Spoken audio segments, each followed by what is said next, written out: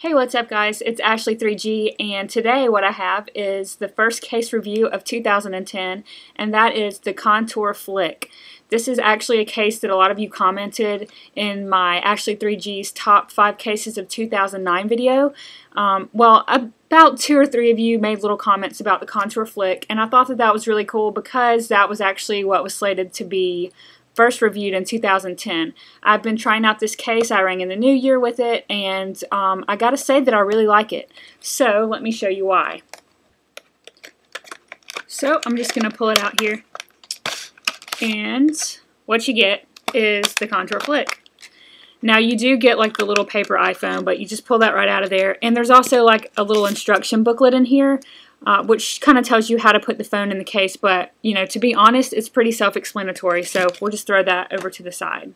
So here it is, the Contour Flick in red, and as you can see, the trademark flick mechanism right here, kind of a rubber piece connecting to polycarbonate case pieces there, and then it has the skinniest little rubber rails inside.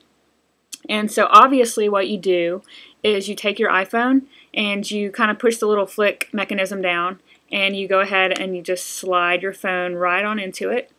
Kind of a little bit of resistance, but not too bad. So once you have it all the way in there, you just flick it closed, and that's kind of where it gets the name from, Contour Flick. Okay, so what do I like about this case? The first thing, like the first reason that I really value this case is because it has kind of conditioned me to dock my iPhone more. The dock that I use is actually the Griffin Air Curve, and I'm going to put that up here in just a minute and show you an example of how to dock this thing. But I never use the Griffin Air Curve as a dock. I always just plug it into the wall charger. And this case has really turned me on to just docking it on the Air Curve. It looks a lot nicer when charging. Instead of just laying on my bed, it's actually laying on the Air Curve on my nightstand. So that looks really nice. That's the #1 reason that I like this case. Another reason is it just looks really good on the phone. It leaves a little bit of the bezel around the phone showing, and I think that adds a really nice touch. I really like it when some of the bezel shows. It just adds a little bit of shine and pop to the phone. So that's the #2 reason that I like the case. Now you do have all of this chrome down here exposed, which I would, probably write down as a con, but it doesn't really bother me that much. But for some of you who don't want that exposed, maybe kind of look out for that. Don't think that they could have made the flick mechanism quite as efficient if they had covered this up. It would be a lot more intricate, and I'm not really sure that they could have actually had a flick open like that if they had covered this up. So no big deal for me. Scratches on the case. Let's see. I'm looking at it right now.